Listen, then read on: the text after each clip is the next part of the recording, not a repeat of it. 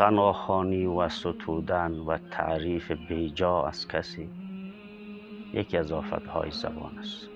زیاده روی در تعریف کسی و در ثناخوانی کسی، در مداحی کسی باعث غرور میشه برای اون شخص.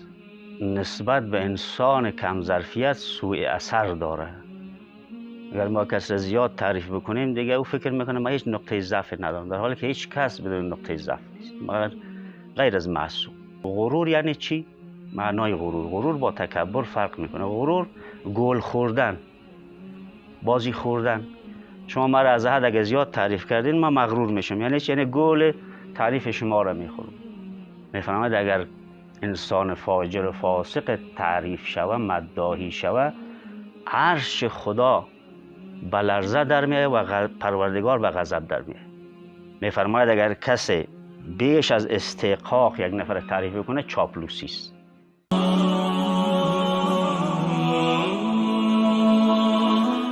اعوذ بالله من الشیطان الرجیم. بسم الله الرحمن الرحیم و به نستعین انه خیر ناصر و معین. ثناخوانی و ستودن و تعریف بیجا از کسی یکی از آفتهای زبان است. انسان کسی را که مستحق نیست مرتب تعریف بکنه، مداحی بکنه، ثناخوانی بکنه. برای کسی که استحقاق مداحی و ثناخوانی و تعریف نداره، یکی از آفتهای بزرگ زبان است که باعث گرفتاری ها و مشکلات برای اون شخص میشه. زیاده روی در تعریف کسی و در ثناخوانی کسی، در مداحی کسی باعث غرور میشه برای اون شخص، باعث تکبر میشه. باورش میشه که ما واقعا یک کسی هستم که آقا من تعریف میکنه. و هم نسبت به انسان کم ظرفیت سوء اثر داره. اثر سوء میکنه. انسان هایی که ظرفیتش کم باشه، پایین باشه. بعضی ها خودم میشناسن، بالاخره میدونن که من این کار نیستم، اثر سوء نداره.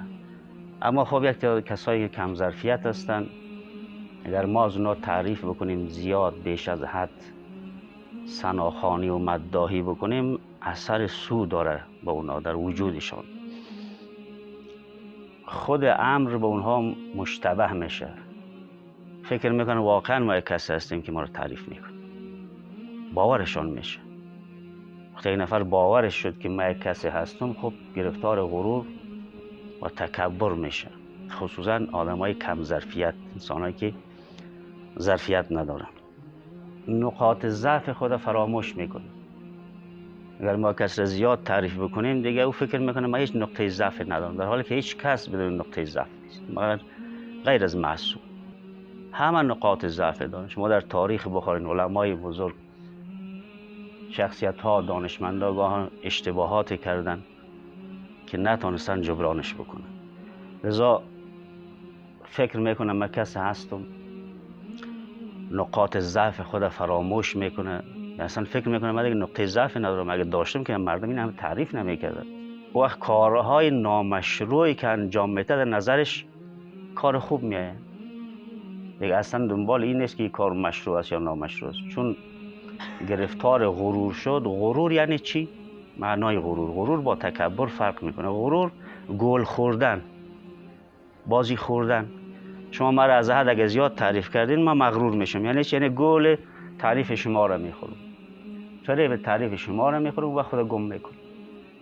یک وقت اگه کار نامشروع هم از من سر زد، فکر نمیکنم این نامشروع است، این کار خوب است، مردم تایید میکنن. وقتی انسان کم ظرفیت بود، زیاد ازش تعریف و مداحی شد، وقت دست به اصلاح خودش نمیزنه. یعنی اصلاح اخلاقی و عملی خودش متوقف میشه در وجودش. دیگه من نیاز به اصلاح ندارم. آقا اگر ما آدم بده باشم، مردم این همه تعریف نمیکنن، این همه تمجید نمیکنن. پس اصلاح اخلاقی و عملی خودش متوقف میشه. دیگه نمیره خودش اصلاح کنه. میگه من نیاز به اصلاح ندارم. و بدی دیگر این که تعریف بیجا و تمجید بیجا و اضافه استحقاق داری، که او طرف اگر کم ظرفیت بود در کارهای خلاف تشویق میشه، هر کار خلاف را انجام میده، چون دیگه به دهان مردم است، مردم تعریفش میکنه، اصلا فکر نمیکنه کارهای بده باشه. لذا رسول خدا صلی الله علیه و آله میفرماید که این حدیث مرحوم صدوق در امالی خودش نقل کرده که پیغمبر فرمود احسو فی وجوه المداهین تراب، فرمود به صورت مداهین خاک بپاشید، خاک بزنید، مداهی بیجا میفرماید به صورتش خاک بپاشید، یعنی مانع شوی نزدیک شما رو تعریف کنه زیاد، مانع شوی که شما رو زیاد تعریف کنه، چون به ضرر شماست، به نفع شما نیست. بهترین کس، بهترین مؤمن، بهترین شخص کی است؟ این که انتقاد پذیر باشه، دوست داشته باشه که مردم نقاط ضعفش برش بگه، ناراحت نشه، برای در صدد جبران باشه، جبرانش بکنه. در حدیث را در بهار علامه مجلسی رحمت الله علیه نقل کرده که باز پیغمبر فرمود که اذا مدح الفاجر اهتز العرش و غضب الرب، میفرماید اگر انسان فاجر و فاسق تعریف شوه، مداحی شوه، عرش خدا به لرزه در میاد و پروردگار به غضب در میاد. عرش خدا به لرزه در میاد، خدا غضبناک میشه از اینکه انسان آدم فاجر رو تعریف بکنه. خب وقتی انسان آدم فاجر رو تعریف میکنه، چرا خدا به غضب میاد؟ چرا عرش به لرزه میاد؟ برای اینکه در فجور خود تشویق میشه. تا دیروز فکر میکرد که مثلا کارهایی که من میکنم مردم از من بعدشان میاد، حالا آمد یک دو نفر متملق و چاپلوس تعریف کرد، میگه نه من اشتباه میکردم، کار خوب است، با او فجور خود، با او فسق خود تشویق میشه، لذا عرش خدا به لرزه در میاد، پروردگار به غضب میاد. اینکه تشویق میشه و ما تشویقش کردیم او را. لذا تعریف و تمجید از کسی باید در حد میانه باشه، بر اساس استحقاقش باشه، بر اساس کسی چه مقدار استحقاق تشویق و استحقاق تمجید و مداحی رو داره. بیشتر از او بکنیم ما خلاف مسیر پیغمبر حرکت کردیم، خلاف مسیر قرآن امیرالمومنین حرکت کردیم.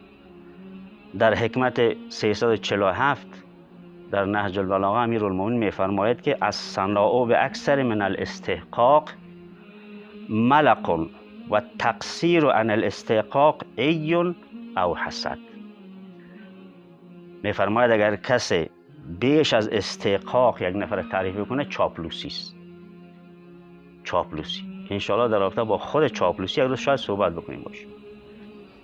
میفرماید کسی اگر بدون استحقاق مداحی کردی، تعریف کردی، تو چاپلوس هستی، متملق هستی. و اگر کمتر از استحقاق تعریف کردی، اونم میفرماید یا کوته نگری است یا حسد. یک نفر آقا مستحق یک تمجید و تعریف هست برای که تشویق شده رو کارهای خوبش، ما مقدار تعریفش باید بکنیم، تمجیدش بکنیم، مدحش بکنیم. اگر کمتر از استحقاق مدح بکنیم، ما یا کوته نظر، کوته نگر هستیم، یا حسود هستیم، از حسادت نکردیم. پس چی؟ حد وسط، حد میانه. مرحوم نراقی در معراج السعاده در رابطه با حد وسط خیلی صحبت داره. همه کارها در حد وسط، نه افراط نه تفرید. امیرالمومنین میفرماید که جاهل افراط و تفرید میکنه، یا زیاده روی میکنه یا کم روی میکنه. حد وسط حدی است که برای مؤمن تعیین شده، در حد وسط انسان تعریف بکنید. در حکمت 462 امیرالمومنین در نهج البلاغه میفرماید که رب مفتون به حسن القول فیه.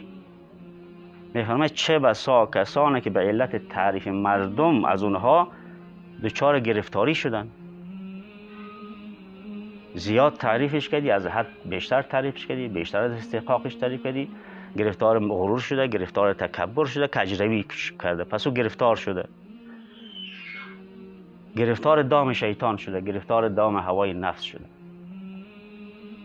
نباید بیش از حد کسی تعریف بکنی. در جای دیگر امیرالمومنین میفرماید که حب الاطراء و المدح من اوسق فرس شیطان. بعضیا دوست دارن که از اونا خیلی زیاد مردم تعریف کنن، از تعریف مردم خوشحال میشن. امیرالمومنین میفرماید کسی که دوست داره که مردم را زیاد ستایش و تعریف بکنن، میفرماید این کسی که دوست داره حب الاطراء و المدح من اوسق فرس شیطان، از محکمترین کمینگاه های شیطان است. کسی که دوست داره که زیاد مردم تعریفش بکنن، از تعریف مردم خوشحال میشه. در جای دیگر از امیرالمومنین یا رسول خدا صلی الله علیه و آله میفرماید کسی را که جلوش تعریف کنی مثل اینکه چنگ به صورتش انداخته باشی، به صورتش خراش انداخته باشی. در حد معمول، در حد میانه. پس ما هوشیاری است که از ماهاست که ما اول باید تشخیص بدیم همین آدم چه مقدار مستحق مدح و ثناست، بعد برای همون مقدار به اندازش تعریفش بکنیم، مدح و ثناش بکنیم. و این اخلاق بدترین اخلاقی که کسی دوست داشته باشه که مرتب مردمش تعریف کنه. به به عجب صحبت کردی، به به عجب آدم فهیم هستی، عجب آدم اهل مطالعه. نه، خوشحال نشیم آقا به چیزا، خوشحال نشیم. امیرالمومنین میفرماید که مردم زیادش تعریف میکردن و خدا عرض میکنه خدایا تو از من نسبت به من آگاه تر هستی و من به نفس خودم از اینها آگاه تر هستم. خدایا اگر اینهایی که تعریف میکنن اگر راست میگن، در او مسیر مرا بیشتر توفیق بدی، در او مسیر مرا بیشتر توفیق بده. اونایی که اینا نمیخوان تعریف میکنن تو در او قسمت مرا ببخش، مرا عفو کن. خوبی و بدی ما ربط به خود ما داره و کار میان ما و خدا. شما فرعون بیاین همین 7 میلیارد جمعیت عالم یک همه فرعون تعریف کنه، فرعون خوب میشه؟ یا 7 میلیارد جمعیت عالم موسی را بد بگوید، موسی بد میشه؟ خدا میدونه کی خوبه کی بده. خود موسی میفهمه که کی خوبه کی بده، خود فرعون هم میدونه کی خوبه. لذا این اخلاق اگر خدای نخواسته ما داشته باشیم که بخوایم مردم ما رو تعریف کنه، خیلی اخلاق زشت است. مبادا ما مفتون شویم، بازی بخوریم، غرور ما رو بگیره، بریم سراغ مسیرهای کج، بگیم مردم خوب میگن، مردم بد نمیگن. لذا کسی که دوست داره که مردم رو تعریف کنه، کارهایی که میخوای انجام بده طور انجام بده که مردم خوشش بیایه. کار خود طور انجام بده که مردم پس این اول در قدم اول ریاست، برای خوش آمد مردم نه برای خوش آمد خدا کار میکنن، حرف میزنن، تمامش برای خوش آمد مردم. و سخن آخری که خصوصا کوشش بکنیم و سعی بکنیم انسانهای اهل گناه و معصیت اصلا تعریف نکنیم، تمجید نکنیم. چون کسی که انسانهای شرور، انسانهای فاسق و فاجر تعریف میکنه، تمجید میکنه، خود این آدمی که تعریف میکنه عامل مؤثر است در ادامه گناه، در شیوع گناه، در اشاعه فحشا و فساد. چون اون آدم گناهکار وقتی تشویق کرد بیشتر تشویق میشه، بیشتر گناه انجام میده، بیشتر شرارت انجام میده. ما هم شریک هستیم در اون، ما هم در اون گناهایش، در دانه دانه گناهای شریک هستیم. و تعریف از انسانهای فاجر و فاسد و فاسق مؤثر است در ترویج فساد و فحشا و منکرات. و این کار و این اخلاق از اخلاق مؤمن نیست. نتیجه صحبتی که در تعریف و تمجید ما از دیگران باید حد وسط رعایت بکنیم، در حد استحقاق. و صلی الله علی محمد و آله الطاهرین.